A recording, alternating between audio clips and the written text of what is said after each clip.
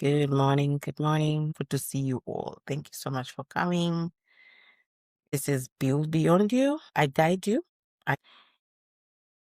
to rediscover your identity. Who are you? Why did God create you? Is there anything that is hindering you from flourishing in your true self? What are those innate strengths that you're not aware of? Sometimes you're aware of them. Sometimes you're not aware of them. Sometimes people tell you and you kind of like do not believe. But those innate abilities is your weapon, is your tool. That's what God has given you to actually use to multiply yourself, to increase, to be of impact. That same weapon that God has given you is what you use to subdue enemies. It's like a replicable effect if you actually get to know who you are, those innate strengths, systemize and structure them, and you find your niche and you find what exactly is it that God wants me to do. It may not necessarily be a niche because you can have like even 16 streams of income because of all those areas that you probably are good at. You may have a very small ability in this area, but what we usually do is we leverage on each other's abilities and we come together and form partnerships. So I come with this contribution, you come with this contribution, the other one comes with this contribution, and then we make things work. That's why we are able to have different streams of income. So what is it that is in you that you need to find out? And most of the times the reason as to why we feel so limited is because we don't sit down to actually listen. What is it? What is it that is in me? Sometimes we think from a broken mindset, we function from a broken self, and we're not willing to actually acknowledge that, okay, this area is broken. Sometimes you need to do that. But situations can force you to go back to that drawing board like it did for me. So don't wait for that to happen to you. You'd rather carry out this process of rediscovering your identity and finding out those innate abilities, hindrances, and obstacles, either internally or externally, that could be limiting you from flourishing. And then you cultivate, navigate that pathway. It's really narrow because each and every time you go from one step to another, you're going to meet resistance. But it's how you handle. We've been talking about all these things every single day. And then that is how you get to know which sphere of leadership am I assigned to? Are my abilities assigned to? Is my voice assigned to? You know? So it's important for us to be honest with ourselves, not to anybody else, but to ourselves. And today's lesson is actually going to be very beautiful because it's about positioning, obedience. It's about the invisible work, the things that we do behind closed doors. What you see here is the final product, but how much time have I put in to do what I am doing right now? What effort has gone into the work before I come out in the light? So that invisible work, that obedience is what I'm going to talk about today. Positioning, yeah? Leading with faithfulness when you don't even see the outcome at the end. You kind of like see the light as you're moving, especially when you are aligned and you have clarity of direction, but you're not sure what's going to happen at the end. You step into unknown spaces, you take the risk, but you're like, what exactly is going to happen? When I give you the story that I'm going to give you today, you'll understand like, wow, it actually pays to be faithful, to be obedient, to be diligent. Remember, he's a rewarder of those who diligently seek him. That is God. So, can we have lessons about bad dreams and how to overcome? I don't know. If the Lord leads me to have those lessons when I'm good. Right now, I can consider that I really don't like doing things I don't know. Like, I don't like teaching about what I don't know. But what I know about bad dreams is you need to note what bad dreams are. Are they pointing towards something that you are being warned about? Are they exposing areas in your life that you actually need to focus on and pay attention to? What exactly does this dream mean? Why am I having this dream? Is it something that God is showing me that is in my life actively and it's actually hindering me? I'm trying to get here, I'm trying to do this, but I'm failing because of... So dreams are areas where God communicates. You see, God communicates through visions, through dreams. He communicates through the different patterns, like your walk in life, like you wake up in the morning and what are those signals that you have received? Who are the people that you have met? There's nothing that is a coincidence. And what exactly happened in your conversations? What did you hear? What did you see? So you have to be able to pay attention to all these patterns for you to be able to know what is happening. Some dreams are a confirmation of an experience that you actually had in the physical, and it's pointing towards something. It could be a warning, it could be a confirmation, it could be clarification of something that you've been asking God about. I'm not an expert when it comes to dreams, but I have really, really monitored the patterns in my life, and I suggest that you pay attention to everything in your life. Pay attention to the visions that you receive, the dreams, the people that you meet, the experiences you have. When you go to work, what exactly happens? Who did you bump into? What conversation did you have? Pay attention to everything. When you learn to pay attention, you're going to start picking a pattern in your life. You're going to start understanding things totally differently, because everything happens first in the spiritual before it manifests in the physical. And that's the truth. And then also equip yourself with knowledge and not just receiving information. You have to learn how to pray to God to give you the wisdom to articulate that knowledge that you receive. Probably you're listening to someone speaking and you have information, but if you're not in position to transfer this information that you have received into reality, like action, like practical language, then there's wisdom lacking here. So it's important for you to put in the work. And I'm glad that you're here. Hi, Mr. Price. You're all very welcome. So let's go ahead with today's lesson. Today we're going to talk about positioning, obedience, and that invisible work.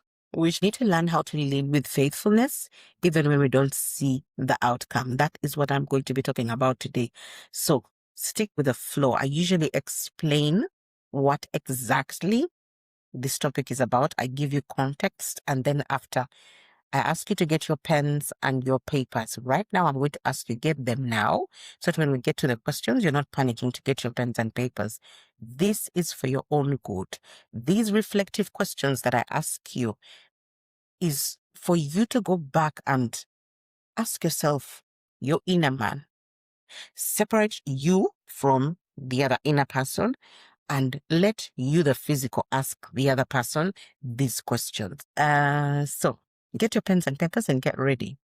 We're talking about positioning, obedience, and invisible work. For those ones who have just come here or are new, my name is Jacinta, and this is Build Beyond You. This channel is dedicated to guiding you on rediscovering your identities, building your human blueprint. What are those innate abilities that God has placed in you? What are the obstacles, the hindrances that are hindering you from stepping into your leadership authority and the outcome? We want to walk in our true leadership authority. That's what this is all about. I totally believe that one needs to build inwardly first before we go out there to build. I always give my story. In the 15 years when I was running businesses, I failed so many times, and I didn't realize that it was an identity problem. When you are broken inwardly, it's likely that everything that you're building on the outside is going to break. It may not necessarily break, like shatter to pieces, but there's always going to be a broken piece in whatever you build outside if your inward self is not rebuilt. So when we pay attention to who we are inside and we deal with all these hindrances and obstacles that hinder us from flourishing daily in who we are supposed to be, then whatever we do on the outside is going to flourish. If you are a visionary, a professional, business person, a leader, you are an aspiring leader, then this is for you. Because then you are looking at continuity. You're looking at how sustainable leadership, basically. You're looking at generations beyond you. You have a vision and you want your vision to go on for generations. This is your platform. So we go through these daily teachings. And this January, we are all about rebuilding identity. So you can be correctly positioned and you still feel overlooked. Have you experienced that kind of situation? Many of us as leaders, as visionaries, struggle not because we are unqualified, but because we are misinterpreting the current position where we are. Where are you? Usually I ask, basing on the conversation, where are you? Are you in the process of rediscovering who you are? Are you in the process of cultivating those innate abilities? What is God doing in your life currently? Or are you already a leader in your leadership authority? You could be experiencing burnout. Maybe you're not experiencing it, but you want to make sure that you continue being aligned because your mind is thinking generationally, is thinking impact, is thinking continuity, is thinking leadership sustainability. So, question is, are you in the category of those who are misinterpreting your current position? You can be qualified, you can have built your capacity, but you may not understand where you are. You're wondering, am I in the right position as in your current experiences? Am I on track? You may be asking that question. So I'm going to help you demystify that misinterpretation of that current position where you are or the circumstances that you are experiencing. Okay? So sometimes working systems that don't reflect our values. What systems are you working in right now? Where are you positioned in your current job or your business or wherever you are positioned? What is it?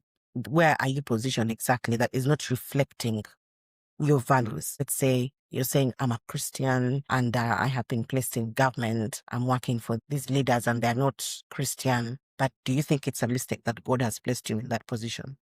I'm going to demystify that thought. Are you serving under leadership that does not fully acknowledge you or even see you? Are you experiencing that?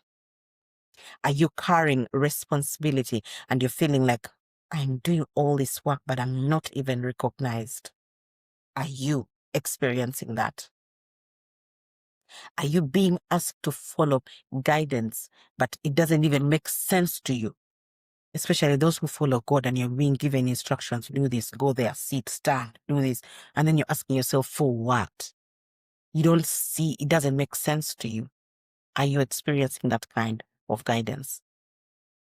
Now, let me give you a story of Esther and Mordecai. This is going to reveal a very powerful leadership reality. There was a lady called Esther. It's long ago. She was an orphan. She was a cousin to Mordecai, the government official at the palace of the king of Persia. It was unfortunate for Esther that she was an orphan, and fortunate for her, long story short, that what she looked at as unfortunate was actually what catapulted her to become a queen. She was an orphan today and a queen the next day. I don't mean next day literally, but you understand my language.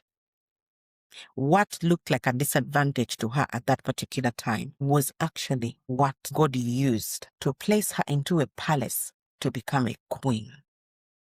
So what position are you in? And one, you feel you're not appreciated, you're not acknowledged, you're not recognized.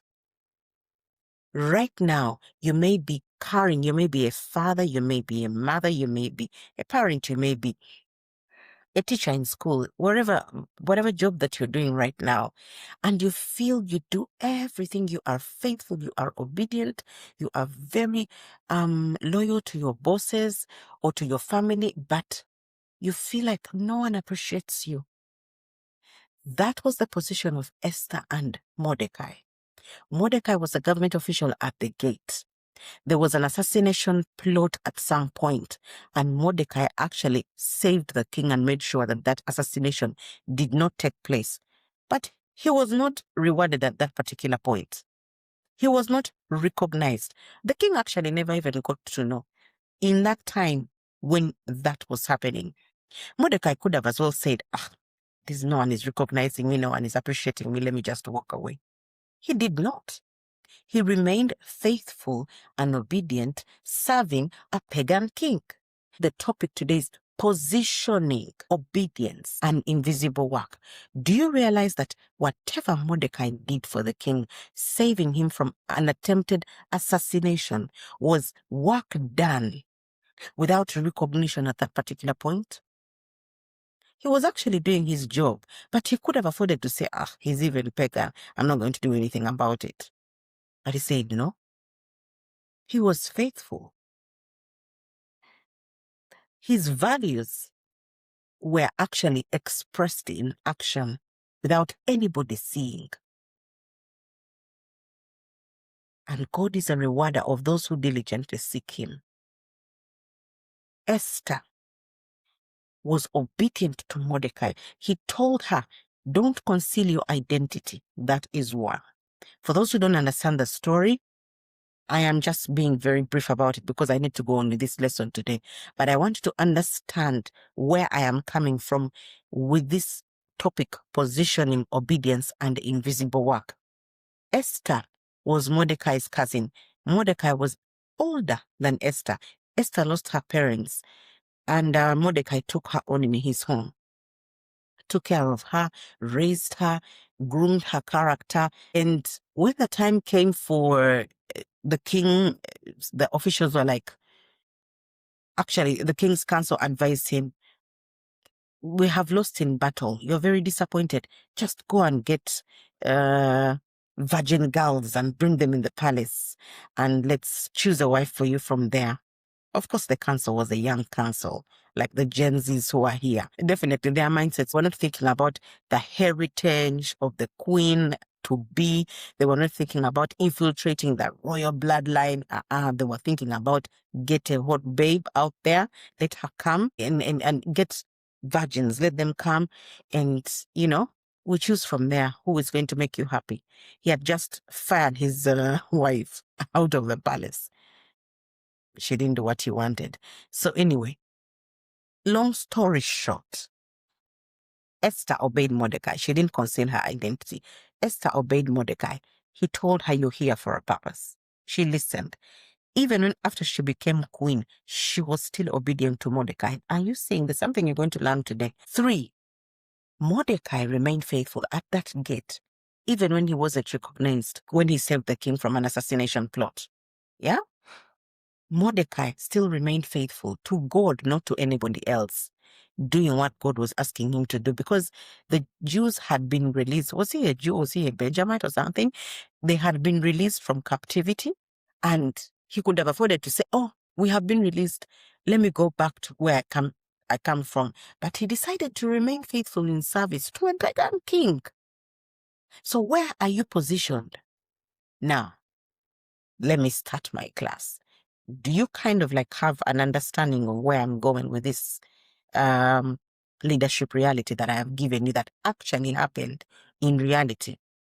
I'm going to demystify all your negative thoughts of crying about where you are. Because you do not always know where you are positioned, but that positioning where you are usually precedes purpose.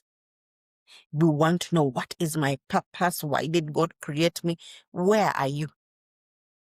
Where you are precedes purpose. It is the journey. When I say navigate your pathway, it is the journey that delivers you into your purpose. How you respond, how you handle, how faithful you are, how obedient and how patient you are before you actually receive the prize of your purpose will determine whether you'll actually enter into the promised land or not. Mordecai could have returned to familiarity, but instead he remained where he was placed. Esther could have reshaped herself after the elevation. When she became queen, she would have said, you Mordecai, what are you talking about? You're just there at the gate. Me, I am queen. Instead, she remained teachable. Teachable. Neither of them had visibility of the full picture of what was going to happen later when they were in these low positions of being at the gate, of being an orphan at home. Yet their obedience created leverage that they did not yet understand. Okay? So not every assignment explains itself in real time. Whatever is happening right now, your current positioning, remember, it precedes purpose. This is why most of us fail. We exit too early because of the current position. We're saying what's going on. We rebel internally when we feel like I'm not appreciated. No one is recognizing my efforts. We abandon discipline once that promotion arrives. That arrival syndrome. Are you one of those? If you're a leader here, or you aspire to be a leader, that arrival syndrome will be your downfall. So you better pack it. Put it aside. Esther remained teachable, even when she was queen.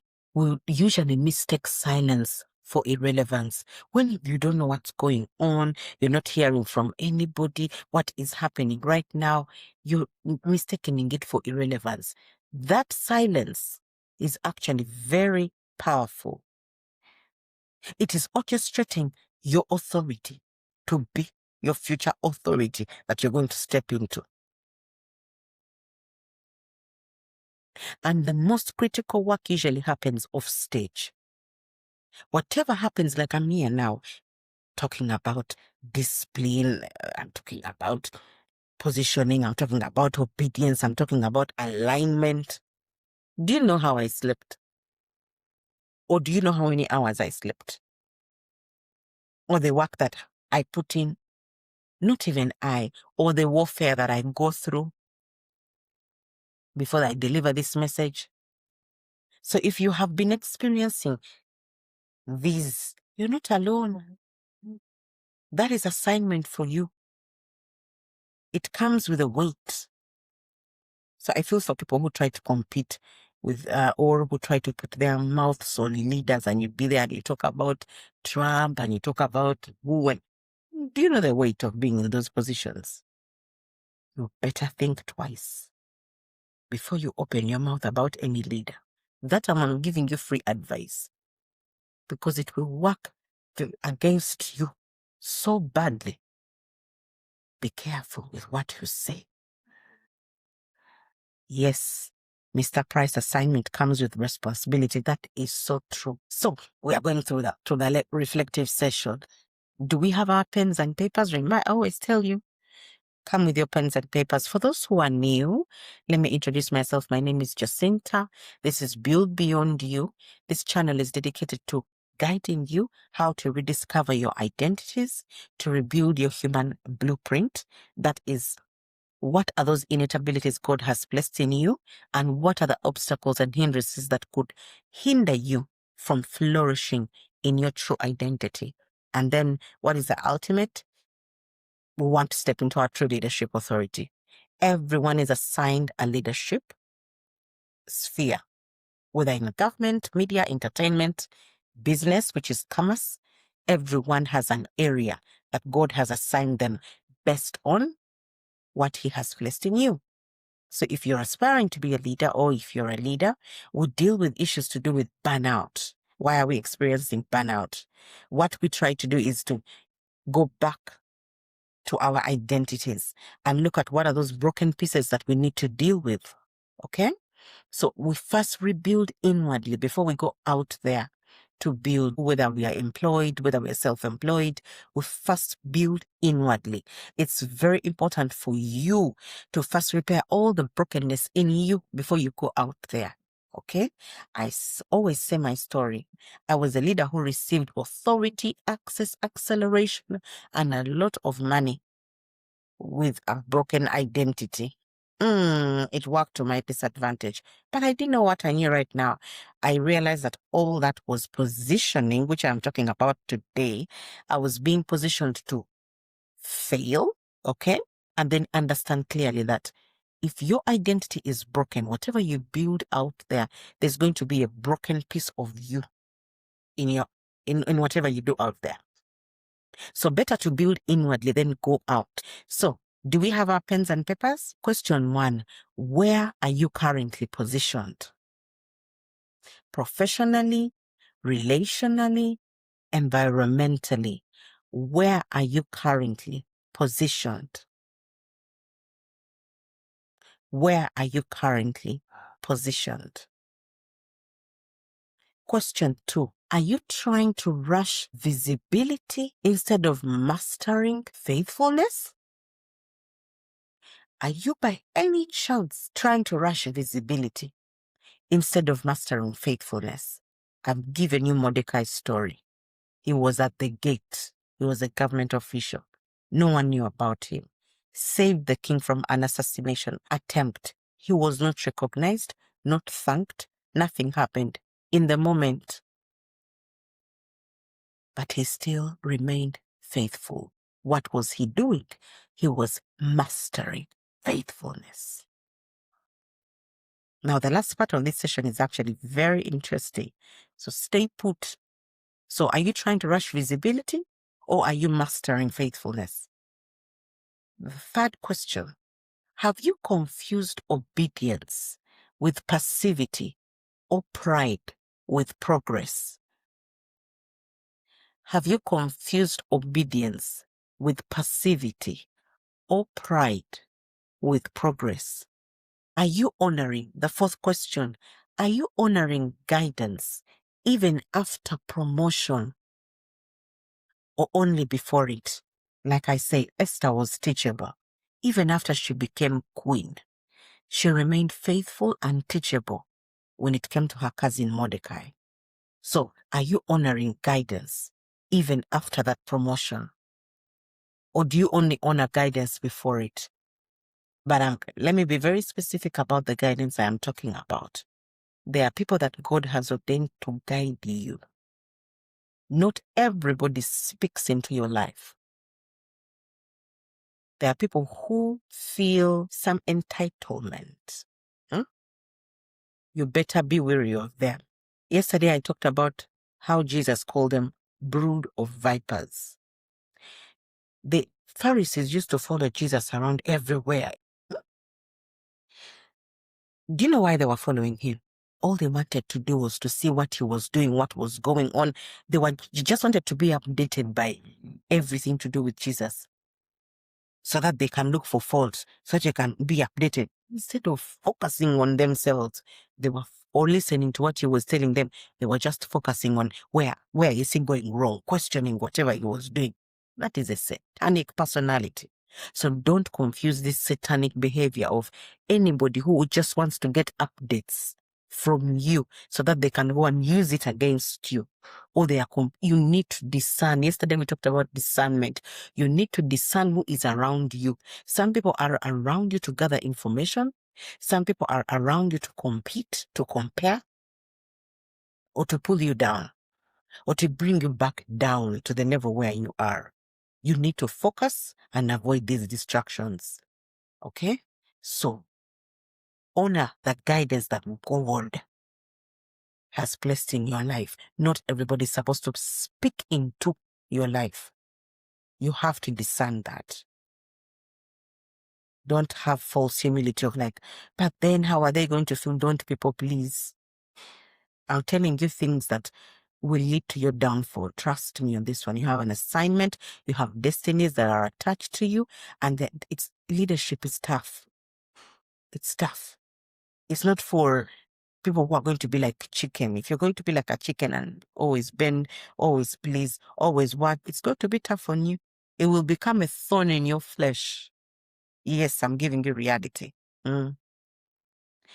Fifth question. What injustice, delay, or lack of recognition are you currently interpreting as failure? What injustice, delay, or lack of recognition are you currently interpreting as failure? Mordecai could have as well said, I saved the king from an assassination plot.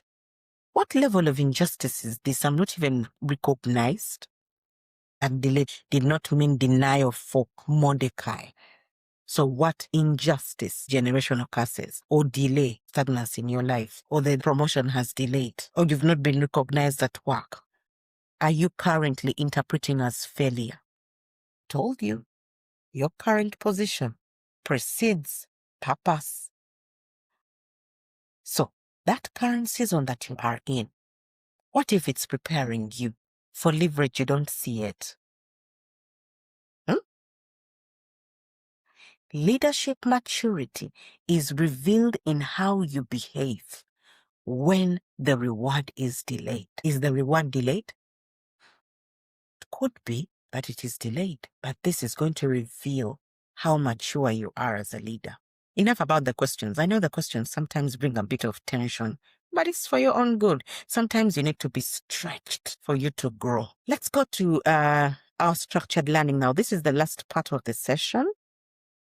And we are going to be talking about the leadership lessons that we learn from Esther and Mordecai. Esther and Mordecai is a story that I gave in the beginning. What's the first lesson that we learn here? Positioning is strategic, not accidental. Wherever you are currently positioned, you may think, I'm delayed, I'm suffering. It's very strategic. Yeah, Ruthie, the questions are definitely daunting. I know. Especially when I add in fire. Sorry about that, but I mean, sometimes it helps. You thank me later. Okay, so positioning is strategic. It's not accidental, okay? When you are placed in environments that don't mirror your beliefs, like how Mordecai and Esther, these were Jews that were placed in Persia. The king of Persia was a pagan. So when you are placed in environments that don't mirror your beliefs or your preferences, it does not mean misalignment. No, it means you're being prepared for influence. And let me tell you, high impact leaders often serve in systems before they change them. Joseph, taken to Egypt. You saw the story. Thrown in a pit, picked by slave traders, sold. Potiphar buys him. Are you seeing the whole story?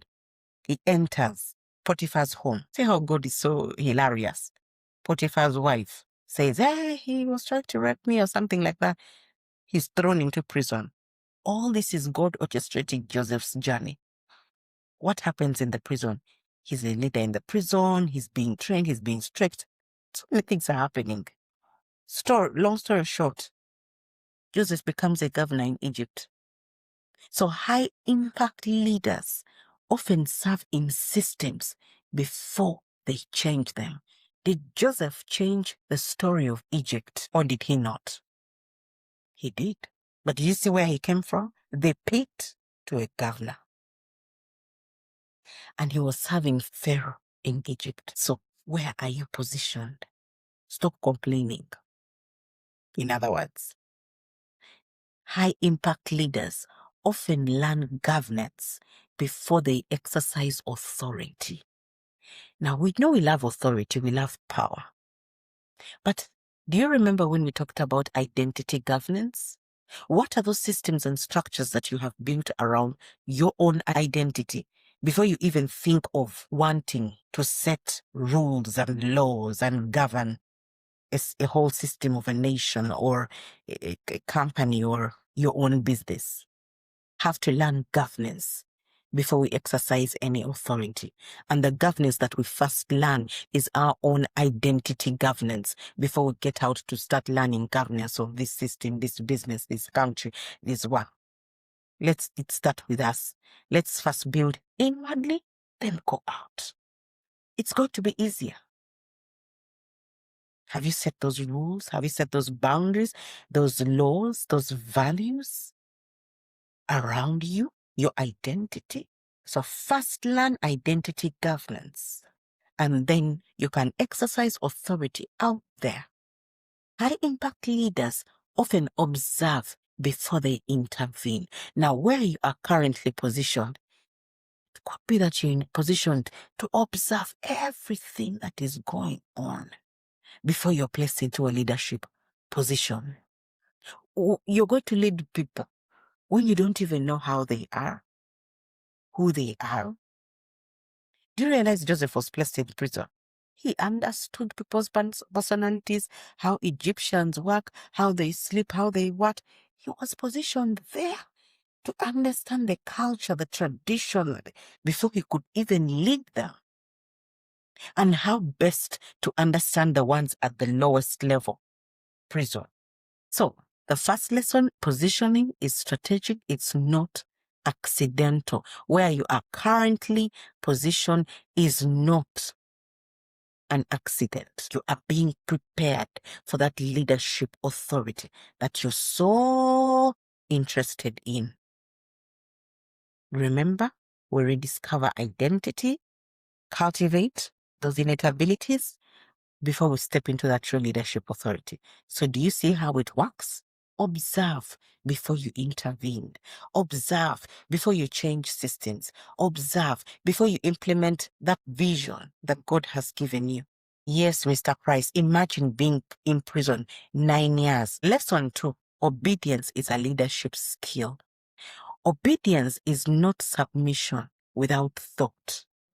It is disciplined alignment. Esther listened even after the promotion. She was teachable. Mordecai remained consistent even when he was overlooked.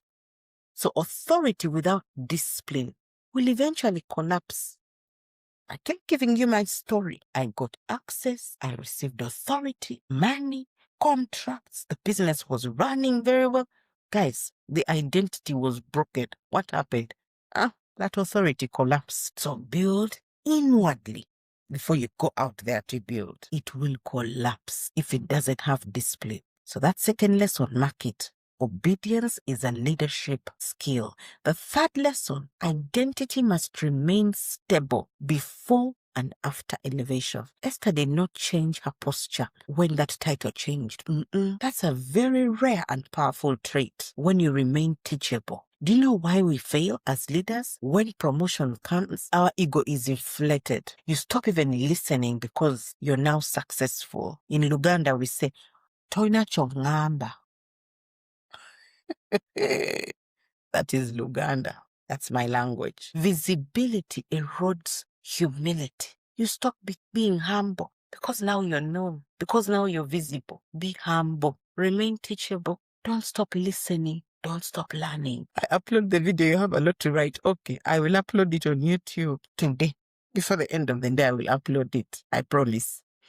So sustainable leaders retain identity integrity across seasons. Don't only have integrity when you're on that low and in this preparation stage. If you want your leadership to remain sustainable, please retain that identity integrity. Be honest, be humble, continue listening, continue remaining teachable. Don't have an inflated ego when you get to that office. And the fourth lesson, when the recognition is delayed, it does not cancel impact. You see, Mordecai was delayed there at the gate, but it did not cancel his impact. He saved the system, that assassination attempt on the king, long before the system actually rewarded him.